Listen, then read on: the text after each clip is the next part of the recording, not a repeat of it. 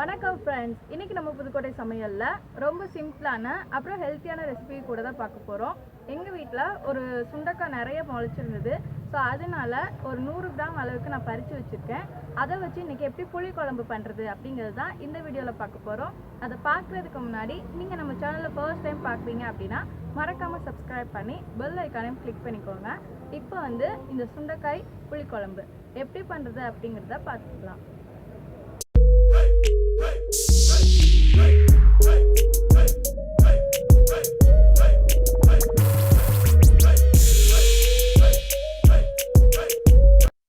சுண்டக்காய் பார்க்குறதுக்கு சின்ன சைஸாக இருந்தாலும் உடலில் இருக்கிற கிருமிகளை அழிக்கிறதுலேருந்து கொழுப்பை கரைக்கிறது வரைக்கும் பெரிய பெரிய வேலை செய்யக்கூடிய மாபெரும் மருத்துவ குணங்கள் இந்த சுண்டைக்காய்க்கு இருக்குதுங்க.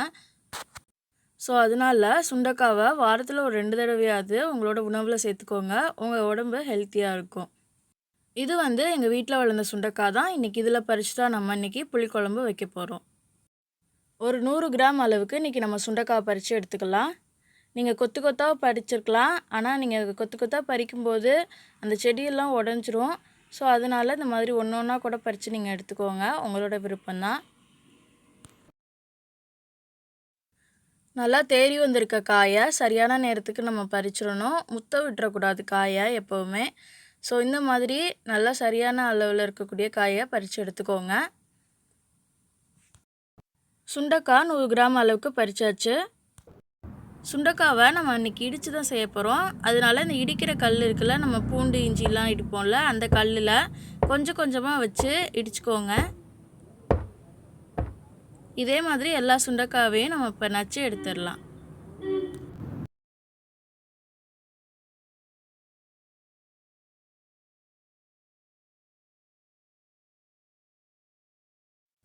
சுண்டைக்காய் எல்லாத்தையுமே நான் இப்போ இடித்து எடுத்து வச்சுருக்கேன். இப்போ இந்த சுண்டைக்காய் குழம்பு எப்படி பண்ணுறது அப்படிங்கிறத பார்த்துடலாம். அடுப்பில் ஒரு கடாயை வச்சுக்கோங்க. அதில் ஒரு 5 ஸ்பூன் அளவுக்கு ஆயில் சேர்த்துக்கோங்க. இப்போ நல்லா ஹீட் ஆகட்டும். ஆயில் ஹீட் ஆனதுக்கப்புறமா பூண்டு ஒரு 15 பல்லுக்கிட்ட உரித்து வச்சுருக்கேன். அதை சேர்த்துக்கிறேன். நீங்கள் வெந்தயம் சேர்த்துட்டு கூட நீங்கள் பூண்டு சேர்த்துக்கலாம். நான் இன்றைக்கி வெந்தயம் சேர்க்காம தான் பண்ணுறேன். இப்போ பூண்டு நல்லா வதங்கி வரட்டும். ஒரு 20 சின்ன வெங்காயத்தை தோல் உரிச்சிட்டு எடுத்து வச்சுருக்கேன். அதை சேர்த்துக்கிறேன். நல்லா முழுசாகவே சேர்த்துக்கோங்க. அப்போ தான் இந்த ரெசிபி ரொம்ப நல்லாயிருக்கும். இப்போ நல்லா வதக்கி விட்டுக்கோங்க.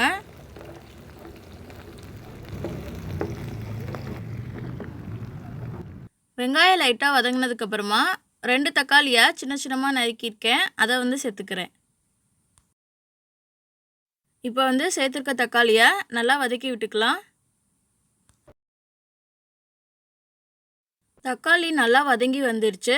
இந்த ஸ்டேஜில் நம்ம எடுத்து தட்டி வச்சுருக்கோம்ல சுண்டைக்காய், அதை சேர்த்துக்கலாம்.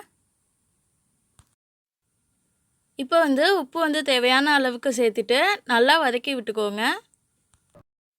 சுண்டைக்காயோட கலர் நல்லா சேஞ்ச் ஆகி வரும். அது வரைக்கும் நல்லா வதக்கி எடுத்துக்கோங்க.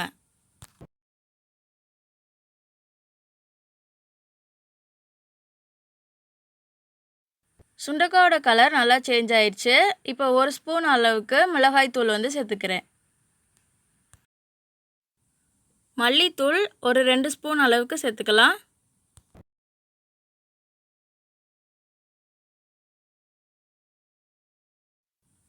மஞ்சள் தூள் ஒரு 1/2 ஸ்பூன் அளவுக்கு சேர்த்துக்கோங்க. இப்போ இது எல்லாத்தையும் நல்லா வதக்கி விட்டுக்கோங்க. பொடியில் இருக்கக்கூடிய பச்சை வாசனை எல்லாம் போகணும். அது வரைக்கும் நல்லா வதக்கி விட்டுக்கோங்க.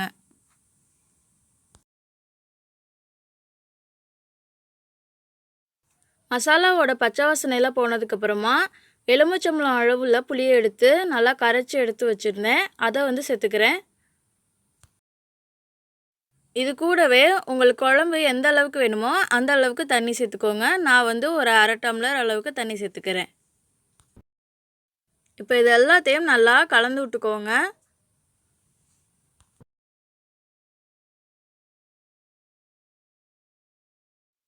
இப்போ குழம்புக்கு தேவையான அளவுக்கு உப்பு சேர்த்துக்கோங்க. இப்போ நல்லா கலந்து விட்டுக்கலாம். ஒரு 10 நிமிஷம் குழம்பு நல்லா கொதித்து சூப்பராக இதில் இருக்கக்கூடிய பச்சை வாசனையெல்லாம் நல்லா நம்மளுக்கு புளிக்குழம்பு ரெடியாகி வரட்டும். அது வரைக்கும் நம்ம வேக வச்சுக்கலாம். இப்போ ஒரு மூடி போட்டு நல்லா கொதிக்க விட்டுறலாம். ஒரு 10 நிமிஷத்துக்கிட்ட ஆயிடுச்சு. இப்போ நம்ம ஓப்பன் பண்ணி பார்க்கலாம். எவ்வளோ அருமையாக இருக்குது பாருங்கள் பார்க்குறதுக்கே. எண்ணெயெல்லாம் நல்லா பிரிஞ்சு வந்து சுண்டைக்காயெல்லாம் சூப்பராக வெந்து மேலே வந்திருக்கு பாருங்கள். அவ்வளோதான். ரொம்ப சிம்பிளாக நம்மளுக்கு பச்சை சுண்டைக்காயில் புளிக்குழம்பு ரெடி ஆயிடுச்சு. இப்போ நம்ம வந்து அடுப்பை ஆஃப் பண்ணிக்கலாம்.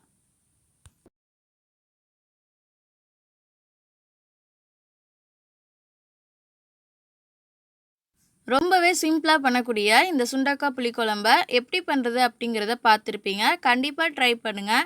ட்ரை பண்ணிவிட்டு எப்படி இருந்தது அப்படிங்கிறத வீடியோக்குள்ளே மறக்காமல் கமெண்ட் பண்ணுங்கள். இந்த வீடியோவை உங்கள் ஃப்ரெண்ட்ஸ் அண்ட் ஃபேமிலி கூடவும் ஷேர் பண்ணிக்கோங்க. உங்களோட உணவில் கண்டிப்பாக இந்த ரெசிப்பியை சேர்த்துக்கோங்க. உங்கள் உடம்புக்கு ரொம்பவே ஆரோக்கியமாக இருக்கும். நெக்ஸ்ட் வீடியோவில் சூப்பரான ரெசிபியோடு உங்களை பார்க்குறேன். தேங்க்ஸ் ஃபார் வாட்சிங். பாய்.